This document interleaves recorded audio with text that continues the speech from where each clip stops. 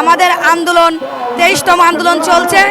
এই আন্দোলনে আমরা এসেছি আমাদের 1772টা স্কুলের এমপিও এবং স্বীকৃতিকরণের লক্ষ্যে। সেক্ষেত্রে আজকে আমাদের 5ম দিন অতিবাহিত করছে চলমান কাজ। তারপরে আমাদের এখনো পর্যন্ত সমাজ কল্যাণ মন্ত্রণালয় থেকে কোনো সুরাহ আসেনি, যার কারণে আমরা আমাদের অবস্থান কর্মসূচি চলতে আছে। এখন আমাদের দাবি যে অতি বিলম্বে আমাদের 1772টা স্কুল, প্রতিবন্ধী স্কুল এমপিও এবং স্বীকৃতিকরণ।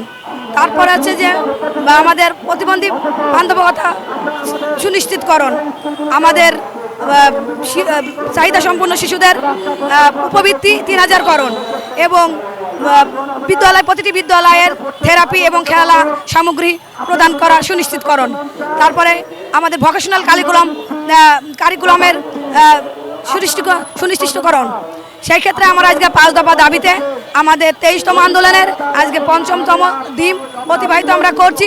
যতক্ষণ পর্যন্ত আমাদের এই 1772টা স্কুল আমাদের স্বীকৃতি এবং এমপিও না দেবে, আমরা এই মাঠ ত্যাগ করব না।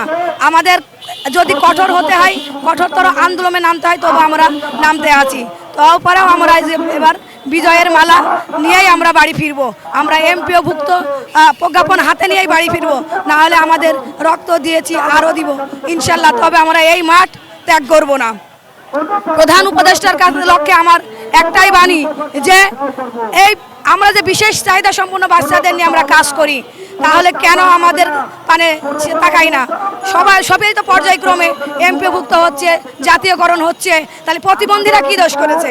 তারা তো সমাজের সবচেয়ে অবহেলিত, লাঞ্ছিত, বঞ্চিত বাচ্চাদের নিয়ে কাজ করে। আজকে কেন সেই সমস্ত শিক্ষকগুলো সেবামূলক কাজ করার পরেও আজকে কেন অবহেলিত? আমরা আজকে 63 লাখ শিক্ষক কর্মচারী অনাবতর জীবনযাপন করছি, আমাদের কোনো সম্মান দেওয়া হয় না। আমরা শিক্ষক, আমরা সেই মর্যাদা পাই না।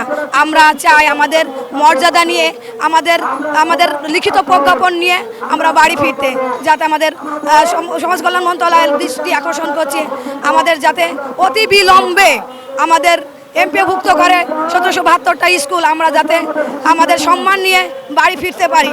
আমরা যদি আমাদের আজকে 5মতম দিনে 12টা পর্যন্ত যদি সমাজ কল্যাণ মন্ত্রণালয় থেকে কোনো সুরাহ আশ্বাস আসবে, তার লিখিত কোনো আশ্বাস আমরা নিয়ে যাব না, মুখেও কোনো আশ্বাস আমরা নিয়ে যাব না, লিখিত আশ্বাস নিয়ে আমরা বাড়ি ফিরবো।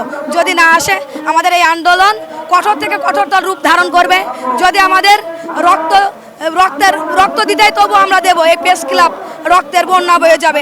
আজকে একটা শিক্ষকের লাশ পড়বে, পরে 63,000 শিক্ষক এখানে লাশ ফেলবে। এই প্রেস ক্লাব চত্বর রক্তার বন্যা বয়ে যাবে, তবু আমরা হাল ছাড়বো না। রক্ত দিয়েছি, আরও দেব। সমাজ কল্যাণ মন্ত্রণালয়ের উপদেষ্টা মোহাম্মদ